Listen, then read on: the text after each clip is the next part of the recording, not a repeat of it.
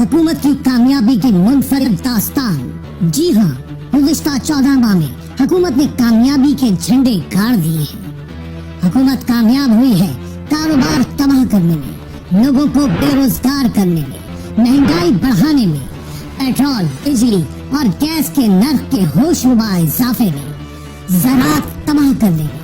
हुकूमत कामयाब हुई है नाकाम खारजा पॉलिसी में, 70 साल में पहली दफा कश्मीर पर भारत का कब्जा करवाने में, पाकिस्तान की तारीख में सबसे ज्यादा कर्जे लेने में, टैक्सेस की शरह के बेपनाह इजाफे में, अद्वियात की कीमतों में नाकाबिले यकीन हद तक बढ़ोतरी करने में।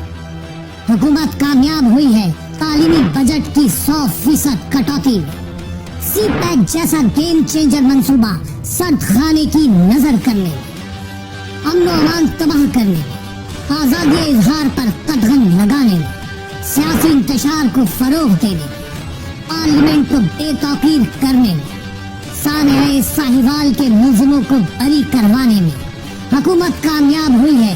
जी हाँ, वजीर आजम हाउस को यूनिवर्सिटी और गवर्नर हाउस को लाइब्रेरी ना बनाने में। हुकूमत कामयाब हुई है डॉक्टरों और असातिज़ा समेत हर तबके को एहतजाज पर लगाने में। कामयाब हुई है ताजरों को हड़ताल पर मजबूर करने में।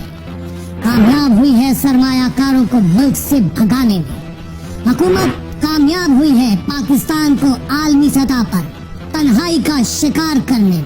हुकूमत कामयाब हुई है तजावुजात गिराने के नाम पर लोगों को बेघर करने में, DRT के नाम पर पेशावर को खंडात का शहर बनाने में, 50 लाख घरों का झूठा ख्वाब दिखाने में, 1 करोड़ नौकरियों के झूठे दावे करने में हुकूमत कामयाब हुई है।